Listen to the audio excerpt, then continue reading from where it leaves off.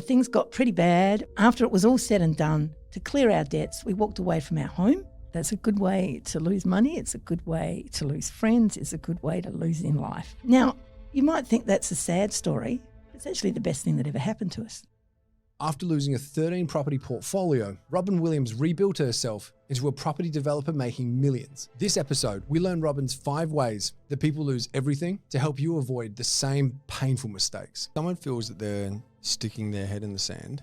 What questions should they be asking themselves? What are you doing about it? You're not doing anything about it. Why am I not doing anything about it? One of the things I learned when everything went to SHIT, as I say, and if I hadn't known that lesson, I'd probably have like $7 million worth of property now. You've made the decision yourself. You've decided to do this. We can't blame other people for the decisions we make in life. We need to take ownership and responsibility. And until we do that, we can't move forward. Robyn Williams, it's been a while. How you going? Very well, thank you. That name normally throws people a little bit, Robyn Williams. I try to be funny, but it doesn't work very well. Well, the first time I did hear your name thrown out, which I believe was actually from Gina Razewar, I think she introduced us years ago. She's a fantastic property investor. And I remember thinking, Robyn Williams? That's amazing. She's like, no, not the one you're thinking of. But as far as the funniness is concerned, you might not have the same funny bone as Mr. Robyn Williams, but as Mrs. Robyn Williams, you've got quite the money-making sort of side of things that I'd love to unpack today. And we've gone into more detail with you on, I believe it was episode 31. So if you are listening right now and you want to hear a little bit more about Robyn's story in detail, rewind back. We're at 450 odd episodes now, but rewind back quite a few to early days and you can hear Robyn's story in detail. But today, it's really more about all of the things that I guess people don't want to hear, but I think maybe really need to hear, especially with the mortgage cliff people are talking about, with a lot of interest only coming off, with a lot of people experiencing, I guess, a lot of yield compression. They were positively geared not that long ago, and now in some cases, highly negatively geared. And it's really about still succeeding, but in some cases, just keeping your head above water. And as if you do rewind to Robyn's earlier episode, Robyn went through a period where she built her portfolio up to 13 odd properties. Yes.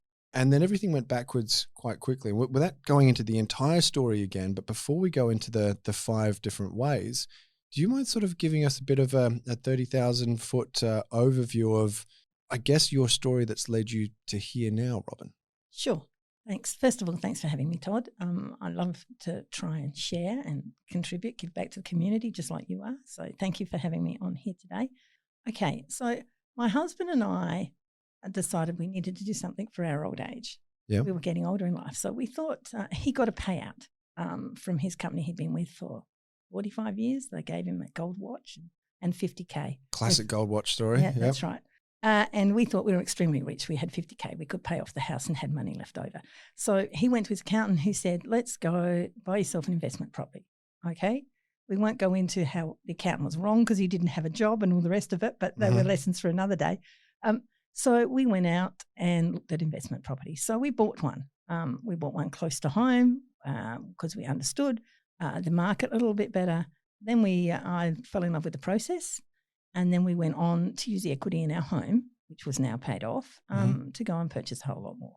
So we ended up purchasing 13 properties in a period of, 3 to 5 years or something. It's a rapid growth. It was rapid growth, but they were also, some had large property components and they were all negatively geared. We were I didn't want to give up my lifestyle, not that we had a great lifestyle, but we had a reasonable lifestyle. And we needed to support that negative gearing too, which we used our equity or our income to do.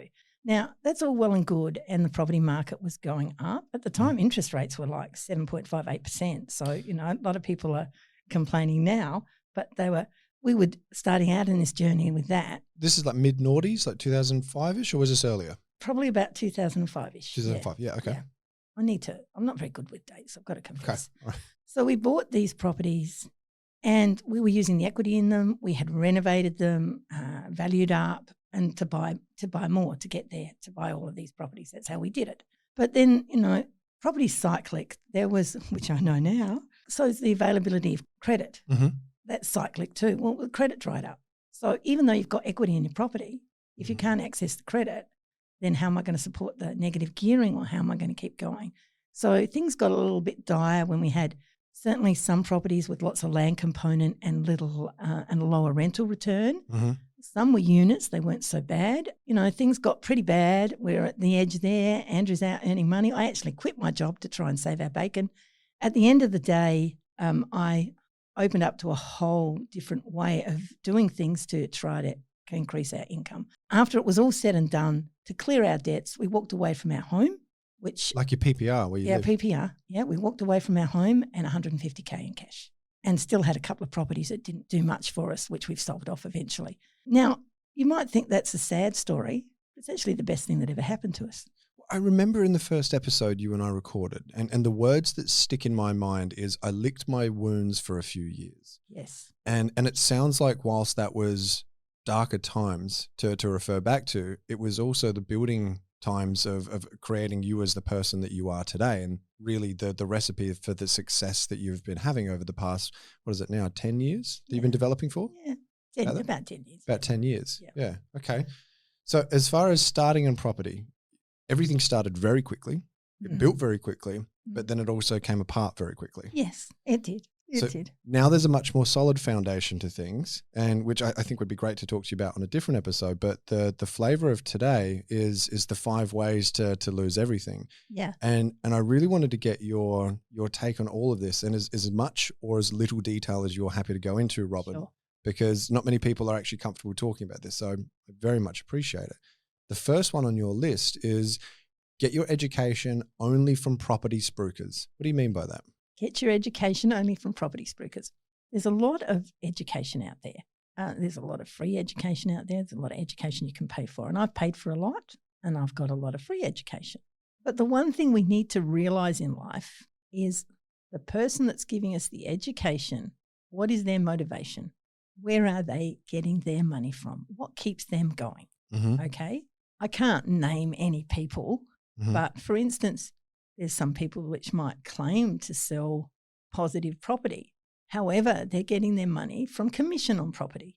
Okay? If they're making commission on property, are they actually really selling you property that's positive at the time, or are they claiming that it's going to be positive later? What is happening? Where do you sit? There's other people out there that will start off with some scaremongering about, I went bankrupt because of my business partner, I need to protect myself with all these trusts and whatever.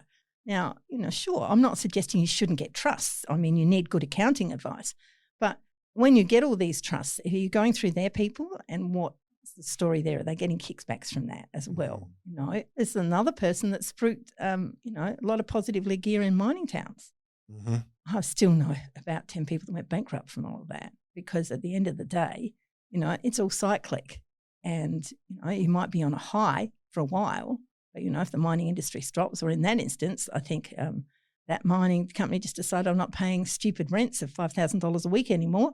I'm going to build my own camps and put my people in those. So all these people that had paid $500,000, $800,000 for properties that were returning $5,000 a week rent, I mean, whoa, they went on.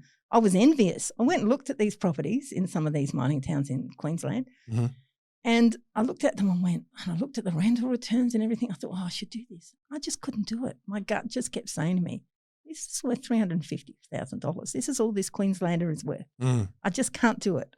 And I didn't, thank God, because then I'd still have those mortgages too. And a lot of those people are suffering now. It takes years sometimes when people go bankrupt to actually really get back on your feet. Well, even to realise the bankruptcy, or to accept what's happened to them and get back on their feet. There's people that just sell education, and that's good too. But again, be aware, if there's any other things that they're getting their education from. I'm not suggesting you shouldn't get education or you shouldn't listen to them. Just, you don't have to buy what they're selling. You just need to listen. How do you tell the difference then? Because I completely agree with you. I think that there's some people out there that just fit the bill. Spruiker is the perfect way to put them. And others that it's like, yeah, no, I'd happily pay for their course. They know it. For someone that's newer to property, what kind of advice would you give for them to be able to distinguish the two? Well, that's the first thing. Find out where their motivation comes from. Where do they make their money? The next thing is, if they're really slick, I mean, it's like a car salesman, or a real estate salesman, If they're really, really slick, they're slick. Yeah. They're slippery. Stay away. Listen and ask people around you. People that are there will always say, oh, yeah, this is the best thing because they made the decision to do it. But stand back. They're going to offer you specials today, blah, blah, blah. That special will be around next time you're there. Mm-hmm. Stand back. Go talk to a whole lot of people when you're not emotionally involved at the time and then make your decisions later. Okay, come back, walk away, and then make your decisions. Even though you're going to save $2,000 if you join up today, in 3 months later you'll still save $2,000 if you join up. It's usually more than that. It's like save $200,000. Yeah. Today it's only $1,495. Yeah, exactly. You can do it next time. They'll be there spruiking it. Or really, if you ring them up a bit later, you can probably still do it. If not, wait till the next time they come around. So what I'm really hearing of the way that this could cause someone to lose everything is it's not even about the slick person. It's about the sort of dodgy feeling of it, but it's actually about really getting the wrong advice that leads you down the wrong path. Exactly. That's one of the things that brought us undone. We were investing with a specific company that was really a finance broking company that had branched out. Yep. Now, I've got to tell you, these people were investing in the same areas we were investing in. So that gave you confidence? That gave me absolute confidence. But did they really know what they were doing? Yeah, okay. So many years later, there's a whole lot more statistics I could look at and do. How much growth was there going to be in those areas? What was I setting out to achieve? We just go out to buy property, but what are you really setting out to achieve? Mm-hmm. So just don't paint yourself into a corner. People tend to do that too. I feel that kind of brings us perfectly, Robyn, to the next way of how someone could lose everything and forget about the details and the numbers. Now, you just said something then that whilst they were purchasing in these areas and that gave you confidence, it's like, well, if they're walking the talk, this is a good thing. But then you later realize, wait a second, did they actually know what they were doing? Were they just sort of following their own blind faith? Could you expand a little bit more on the details and the numbers, how you check it now and how not checking it can get someone into a hole? I've got a friend, joint venture partner, who has purchased and done really well, like 5 investment properties, paid a lot of them off, and he's done a couple of developments, and he was keen to find something else. Okay. So he kept looking and we were looking together. I couldn't find anything that worked at the time. So what he did is he went to an auction. And at this auction, in an area he understood, a property was selling, which was like 850 square metres of land. And, it sold for what he considered to be a gut feeling cheap price. Surely I've got to make money out of this, 800 square metres of land. I can build at least 3 dwellings, if not more, blah, blah, blah. And so he bought their property at auction. On a gut feeling? On just looking at all of that and everything else, right? He Okay. didn't run his numbers. Yep. He bought it. Now, he should have been able to run his numbers, but he didn't. He just bought it at the auction because, this is good buy. Now, looking at it at face value, when he rang me up, he goes, I'm worried about the tree next door, Robyn. Can you have a look at that for me? And I go, sure. And I asked him a few questions. I said, I'll get back to you. The tree next door wasn't his concern. It just didn't make money because he hadn't accounted for the end price, how much building prices had gone up. He hadn't accounted for the fact that he had to run one somewhere at the back. He had to run services towards the back of the property. The tree next door, sure, it might have had some roots. We could put some permeable paving over it. He just hadn't accounted for it. There was no money in it. So he'd taken all of his cash. He sold his investment property so that he could make some money. It was all and stuck in this property now because he didn't run his numbers. No matter how you feel, do not buy. You've got to sit down and run your numbers. If you don't know your numbers, don't buy. Your numbers are, what are your purchase price? What are your settlement costs? What are your subdivision costs? What are your holding costs? What is your sales costs? What are your tax and what are your sell prices? Now, I'm talking about development because that's what I do now. But the same thing with investment. If you don't know what it's going to cost you and you don't know what you can afford it, don't do it. I mean, your interest rates are variable, so if you need to factor that in. When I started out, I didn't understand how much it was going to cost me per week, per month. The experts told me, by the time you claim back your depreciation on your tax and whatever, it's only going to cost you this much. Well, you've got to get through to the end of the year to do that. Or you can get a variable where you can claim it along the way. We did that one year and ended up owing the ATO. So I never did that again. So can you just expand on that a little bit? When you've got negative gearing and depreciation, especially on new properties, it's changed a little bit now because you can't claim as much, but you get to claim it as a tax deduction. You're talking about the weekly tax deduction? Well, you claim it normally at the end of the year as a tax deduction as for all your negative gearing and your depreciation. So this is why people with high incomes like to buy brand new properties. It's got more depreciation on it and they can get more of a tax break, which is what keeps the economy going, and rental properties and all the rest. So it's not a bad thing in my opinion. Believe me, this is just my opinion, people, and this is just my experience I'm talking about. And then at the end of the year, normally your accountant claims that back. Well, if you're finding that a challenge, you could in my day, I'm assuming it's still the same now, you can claim back that along the way. So you don't pay as much tax, okay? Gotcha. So that your cash flow's better. Well, I did that one year and ended up having to pay the ATO. I had to hang off because I owed the ATO $20K or something. And I didn't have spare $20K at the time because I had 13 investment properties that were all negatively geared to pay back the ATO. If you don't understand your numbers, and figures were never my thing, I always found them challenging, okay? I now just run spreadsheets, and so I don't need to know figures. I just need to know how to type the numbers in. And you get to a stage where you start to recognise if something goes wrong. I run spreadsheets for all of my investment properties. I would know on a monthly basis what each property was costing me. And that's not accounting for any tax liability. That's the way I got before we sold off most of ours. So, it's a specific sheet I run with all the costs and everything else, and factor in my different interest rates so I know where I stand. And so your friend or business partner or colleague, I don't know how we're referring to him, but he got himself. He's still got this property. I was just about to say, has he got himself out of it? No, he's still got this property. Now, look, end prices going up. It might be worth looking at again. Build prices are settling. At the end of the day, he either needs to, he's just sitting on it. It's a rental, right? And, property prices eventually, they keep going, especially in Adelaide, they're still going up gradually. It's very forgiving long term, but not so much in the short term. Correct. Yes, exactly. So he's still sitting on this property, which is what he wanted to do to move forward.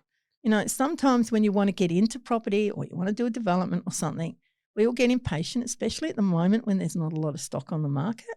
It's not worth making a mistake just because you're impatient. So I'm a very impatient person, and I think this is probably one of the biggest ones personally I'm going to take away from, because I do my numbers, but I've bought a property before within half an hour and I just did like bow numbers, like back of envelope numbers. And it was just like, this will work. And I made money off of it. But I think that can also give you a certain level of arrogance and like, I got this. I'm very lucky to be able to do this as a job and to speak to people like yourself, because I think that, like your story just illustrates, even if you get it right all the time, like that guy that you're referring to then, let's just call him Dave. Dave wasn't a newbie. Dave had done a few developments. That's right. Like Dave's a smart guy. Yeah. So and he'd made lots of money. He'd invested well and he's made lots of money. And he's just the guy next door holding down a job like everybody else. You'd be surprised how many neighbour millionaires there are out there that are just holding down a job and got multi-million-dollar portfolios. Can I ask you to say the numbers once more, just as we round this out and before we get to number 3? I think there was 4 or 5, and I didn't write them down because you said them of what you needed to do. Correct. When you're doing it. Right. Well, first of all, you need to know your purchase price. You need to know your settlement costs, which is your stamp duty. And people forget lots of things like your conveyance is going to charge you money and things like that. So if money's tight, you've got to find out exactly what all those additional costs are. The bank's going to charge you to set up the loan, blah, blah, blah. So there's your settlement costs, okay? You need to know what your holding costs are going to be and what's it going to cost me, and factor in if interest rates are going up or down. If it's too tight, don't do it. My personal opinion is I've always gone with variable interest rates because I think it's always worked out better, but that's my opinion. Some people locked in 2 or 3%, yay to them. I never did that. So, but then I know some people that locked in 7, 8, 9% too, woe to them. So know your sales costs. If you're going to do a subdivision or a development, you've got to know what those costs are. Your subdivision development costs are. You've got to know what your sales costs are, what it's going to end up selling for if you're going to sell it. You've got to know what your GST factor is, something most people forget. I think I'm going to buy a block of land, I'm going to subdivide it into 2, and I'm going to build one and live in it and sell the other. Have you factored in GST? Have you factored in you're going to sell it yourself, or are there sales costs involved? At the end of the day, sometimes they don't make any money because they're only making a small amount anyway. Well, especially if you're talking about a 20% margin. And then I know that there's plenty of developers that operate on a 10% margin. Yeah. So then if you forget to factor in a 10% cost. Yeah, exactly. Yeah. And your sales costs too, If you're selling a property that's worth millions, your sales costs Significant. are quite significant. You know that. Yeah. Your advertising and your commission. So there's just things you need. Now, if it's a rental property, you need to know all your outgoings, and you need to factor in other things, because things will break down and there's maintenance and stuff, and periods of time where it might be vacant. Not so much right at the moment, but you still need to find the right tenant. And, you need to factor those things in too. And everything that it costs you every month. Run a monthly thing with your interest, etc. I feel that the low vacancy rates we have now can also be a little bit of a false confidence that they're going to stick around like that forever. The same way interest rates were.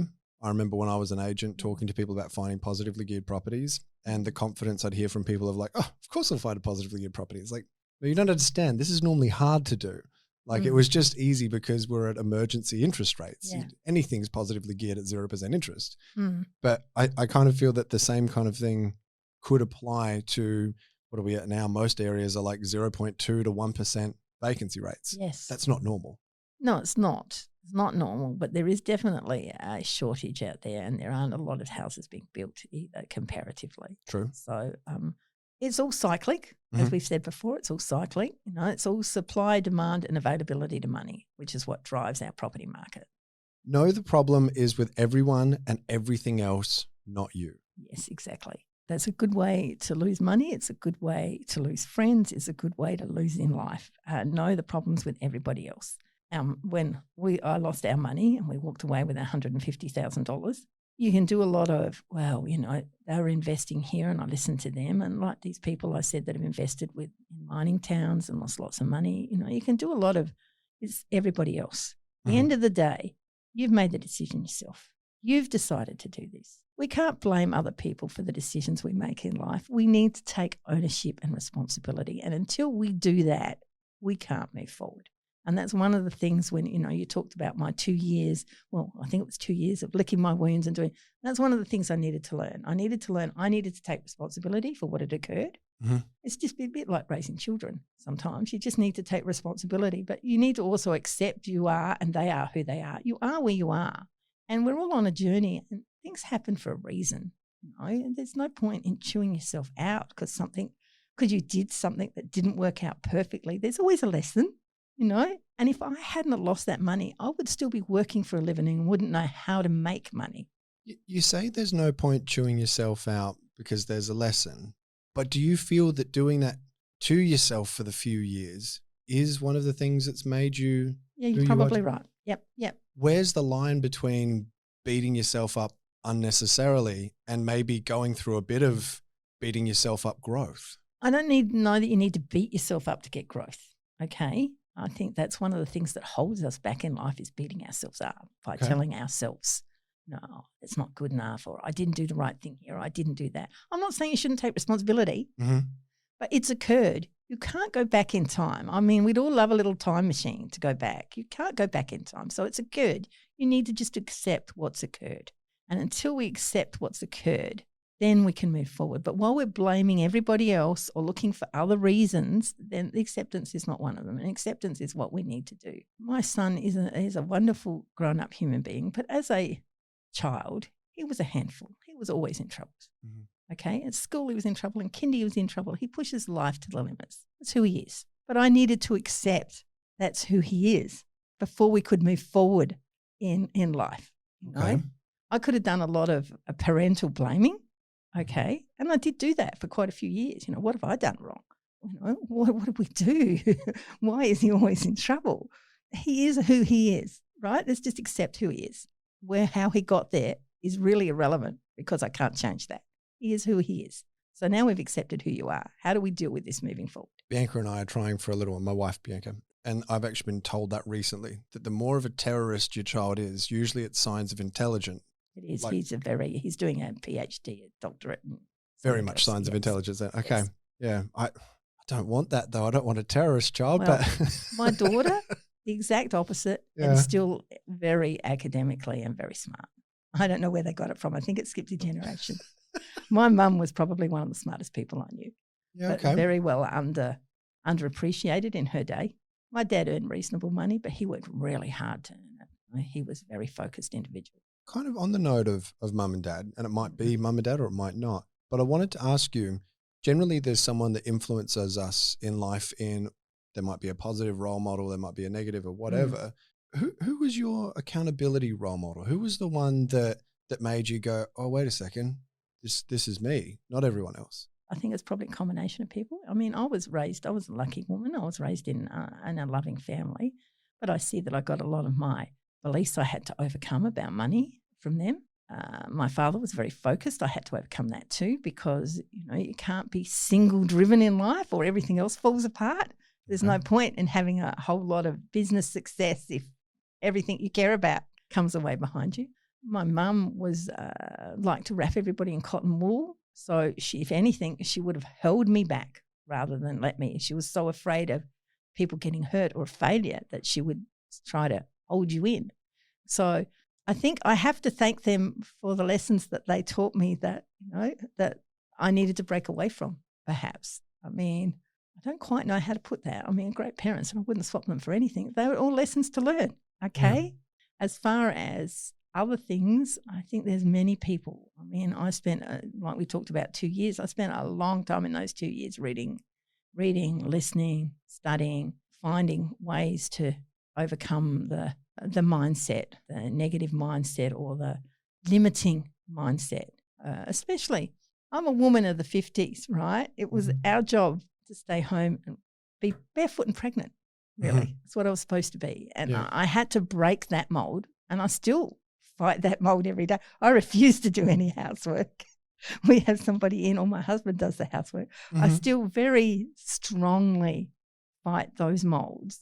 I see some of my friends and they're quite happy to do things and good on them, and I should be too. But my mum took care of the house, and my dad earned the money. Yep. And that was a big lesson for me too. She was always reliant on him for money. Okay. And you noticed that from a young age? I don't know when I noticed that from, but he gave her money. He was the one that was in control of the finances. That was pretty standard back then though, wasn't it? It was very standard back then. I'm not saying he denied her money. She denied her very little, but she still had to go to him. Yeah. And so from a very, even before I was in relationships, I decided that was never going to happen in my life. I was never going to anybody for money and saying, please, can I have the housekeeping this week or whatever. I was never going to do that. And I was never going to wait on a man hand and foot. This has turned into a different kind of conversation, hasn't it? It has taken a little bit of a turn. It instantly makes me think of like Margaret Thatcher. And have you ever seen the movie of her, Iron Lady? No, Iron Lady. Fantastic film. I had no idea just how amazing that woman was.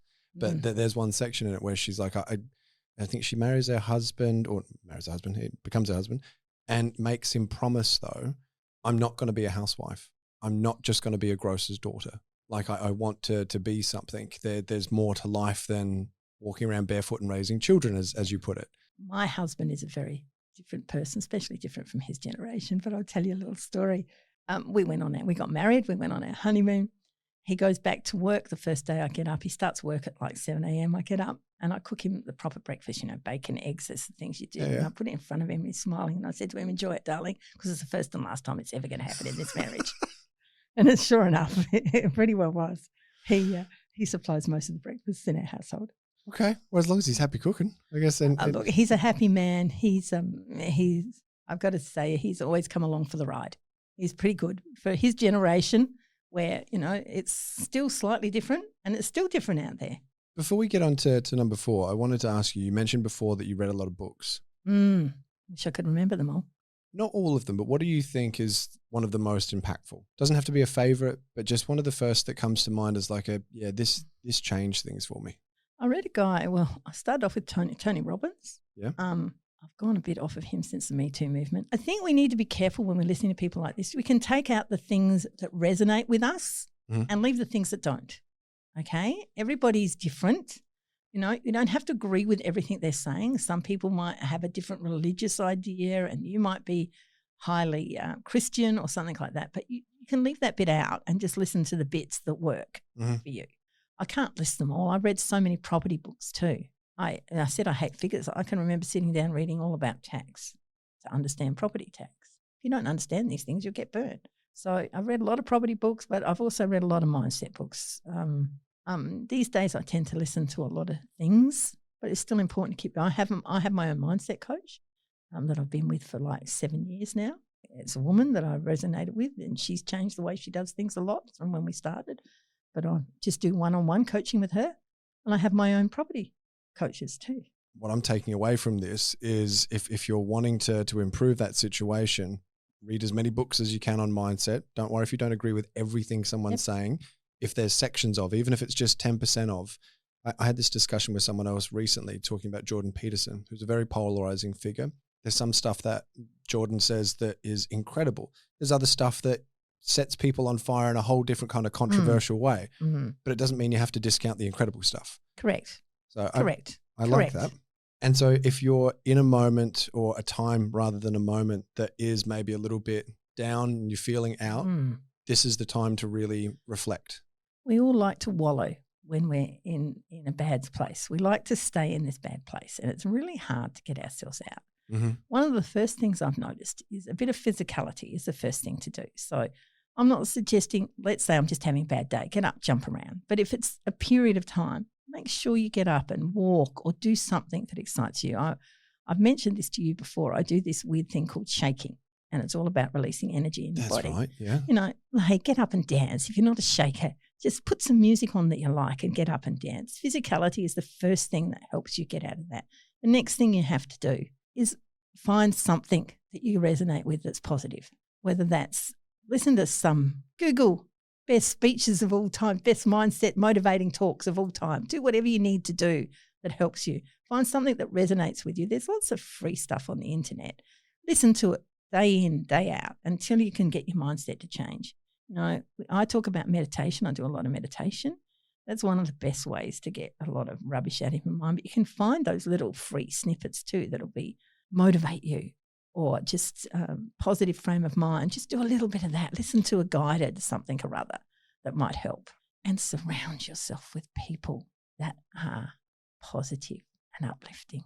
I feel like they're all very important, but I feel like that's almost one of the most important ones, because otherwise if you're doing all of this work, but you're surrounded by people that keep pushing you down. You know, when you're a property investor there or developer, there's lots of people that want to knock you down. You know, when I started out, I can be somebody at fault of doing that too. You know, like I talked about the people at school with the good cars, you know, the successful people in property. There's just people that you don't discuss what you do with. I've got lots of lifetime friends that they're not the right people to be talking about this with.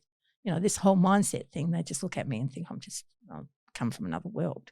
I don't know what brought me on that tangent, but yes. We've definitely got off topic, but I find it still very much applicable, especially if we're talking about calming the mind. If someone is in a bad spot, filling it up with things that are going to help, positive motivation, getting in the right mindset, but then keeping it there. And so that was the right people, physicality, and, you know, reading or the right thing or listening to the right thing, or just things that just help you. Sometimes just music.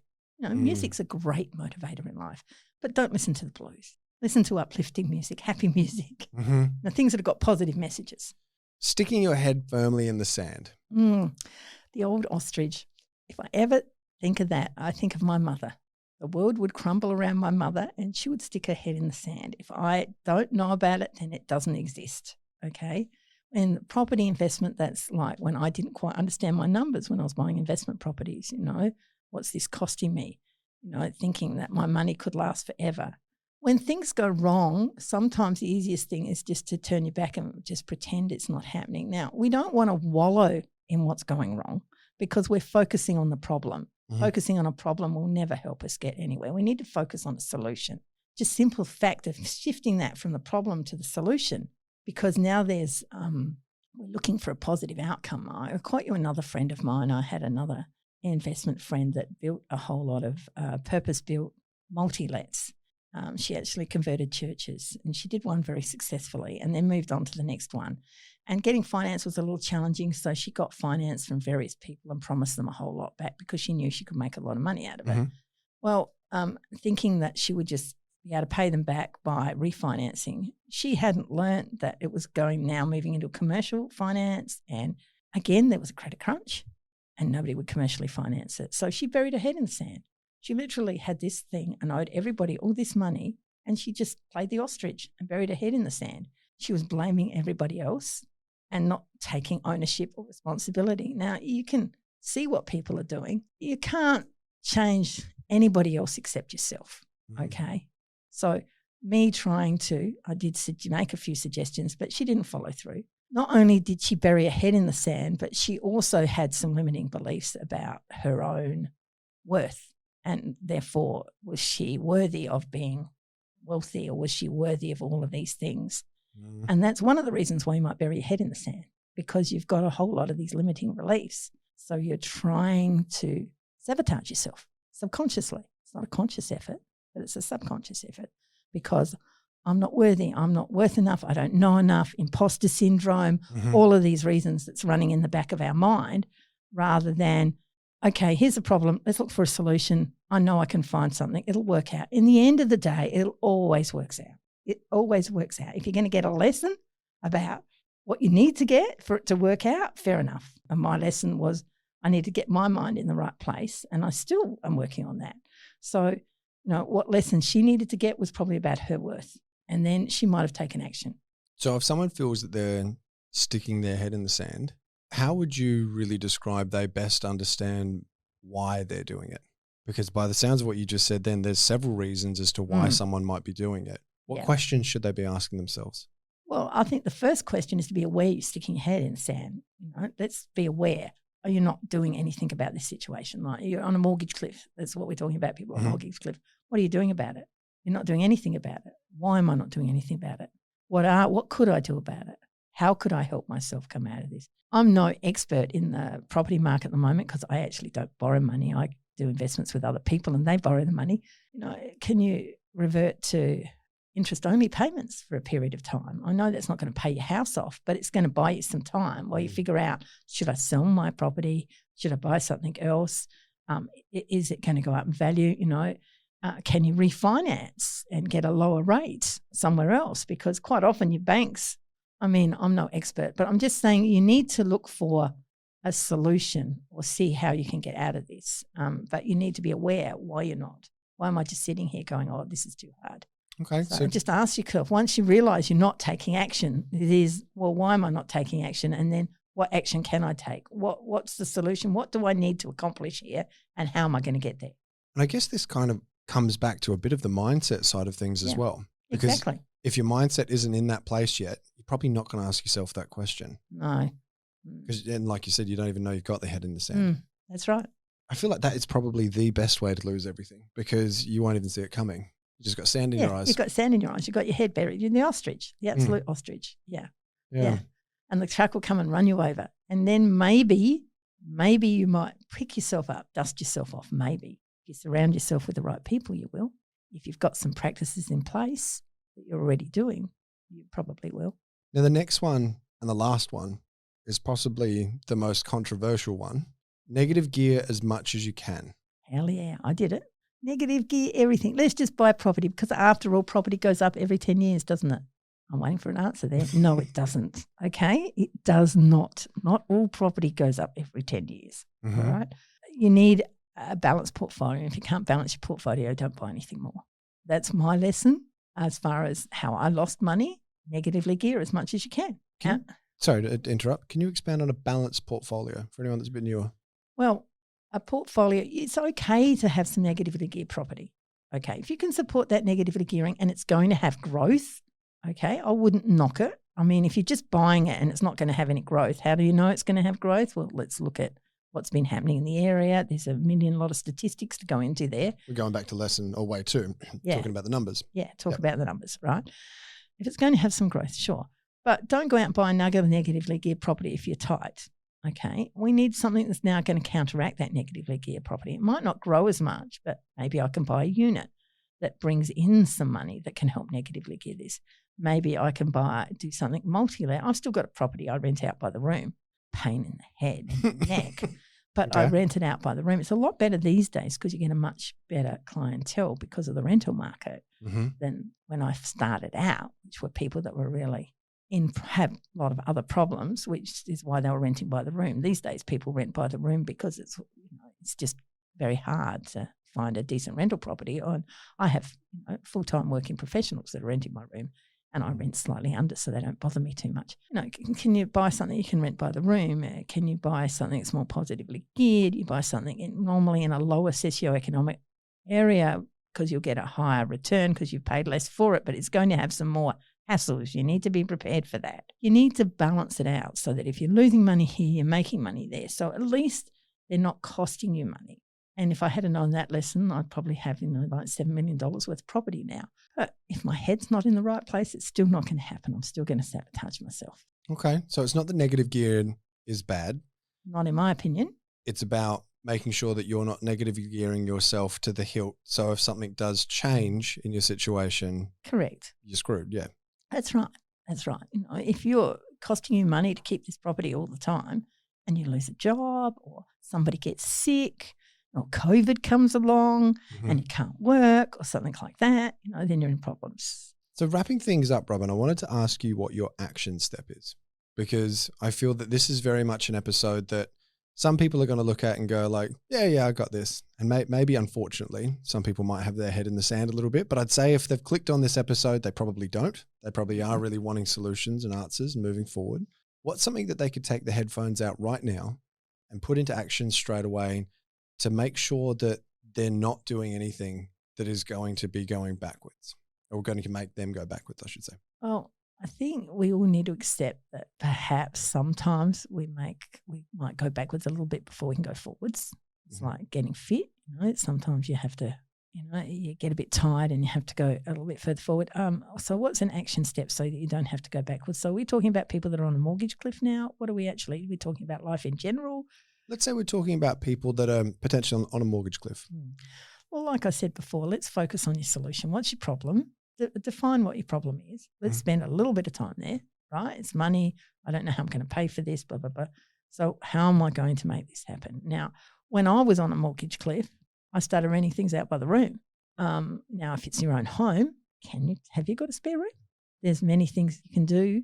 Do you have a spare room? Can you rent a room out? Does that help? I mean, I know a girlfriend that did that very well. She had a 3-bedroom home. She rented out 2 of the rooms. Can I make a change on my repayments? Is there some way I can do that? At the end of the day, you can always discuss your problem with the bank, but you've got to have an end solution. The bank will put things on hold for you. They'll still charge you interest, but they'll put things on hold if you can't meet it. Is your bank open to negotiation? Even though you've come off a mortgage fixed rate, where are they open to? Can you change your loan? Let's just start searching around, talking to other people. What are other people doing? Let's talk to a mortgage broker. Let's talk to some experts. What are they doing about it? What I'm hearing is don't look for the solution you want. Look for all of the possible solutions. Correct. Full stop. Correct. Looking for the solution you want is like burying your head in the sand. Sure. Like, use my girlfriend that didn't have a job, wanted to rent out her rooms. No.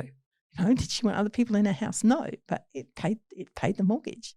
Now she doesn't need it. She's got a different job. I did that when I was like 26. It was good fun, but I used to drink a lot then, and so did my roommate. So I think if life's in that kind of a spot, it can actually be kind of fun renting out the rooms. Yeah. Well, you can be a bit tough about that and who you rent your rooms to. Yep. And there's lots of people that rent rooms now that are, there's immigrants, people from other places, there's professionals that just happy to rent a room and not have to worry about or can't find somewhere else to rent. I mean, there's lots of people that can't find rentals. So one of the things I learned when everything went to garbage, or SHIT, as I say, when it hit the fan, is that I needed to take my blinkers off and open up my perspective totally to other solutions, which was rent by the room, rent to own, sell off things I didn't want to sell off, do things I didn't want to do. But, at the end of the day, I just wanted to survive and keep my credit okay so I could keep moving forward. Robyn, I think this is going to be an episode that's going to help so many people. And I genuinely thank you for coming on, because we could record equally as impactful episode talking about all of the wonderful things you've done in property, all of the amazing achievements you've done in development. But you've been happy to actually share the downsides, the darker sides, which I feel is going to be, if people apply this correctly, possibly even more helpful, because you're not going to keep growing and doing wonderful things if you do fall into that hole and stay in that hole. So thank you for sharing this. Thank you for having me. And I did have one final and arguably most important question of the entire show. Okay. Robyn Williams, what is your favourite pizza? Oh, pepperoni, I reckon. Good answer. That's my wife's too. There you go. Anywhere special, or are you making it at home?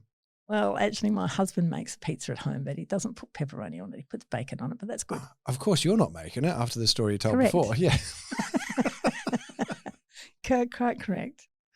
All right, Robyn, thank you so much for coming on the show. My pleasure. Thank you for having me. I really enjoyed it. So thank you.